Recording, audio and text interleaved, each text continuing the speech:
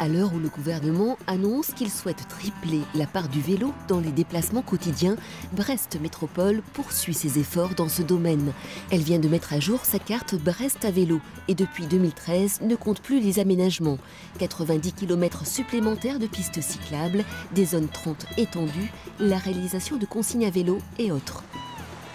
Depuis la mise en place du schéma directeur vélo donc en 2010, nous mettons en place des aménagements spécifiques comme celui-ci. C'est un double sens cyclable qui a été autorisé par la loi depuis 2009. Le principe, c'est d'autoriser les cyclistes à circuler dans les deux sens alors que les automobilistes n'ont la possibilité que de circuler dans un seul sens. Des progrès certes, mais les associations souhaiteraient plus de cohérence dans la politique menée.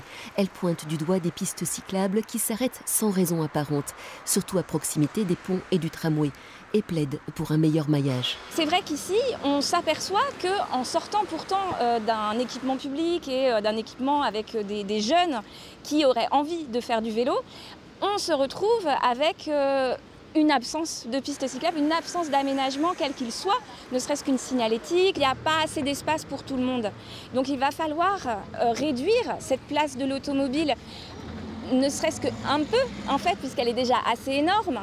Pas facile de contenter tous les usagers dans une ville au paysage escarpé. Les infrastructures ont un coût et l'enveloppe promise par le gouvernement laisse sceptique. Que 350 millions d'euros sur 7 ans, ça ne fait que 50 millions par an pour toute la France, donc c'est largement insuffisant, mais les communes vont continuer à investir. La métropole propose aux habitants d'exprimer leurs envies et besoins dans un questionnaire en ligne sur leur site jusqu'à la fin octobre.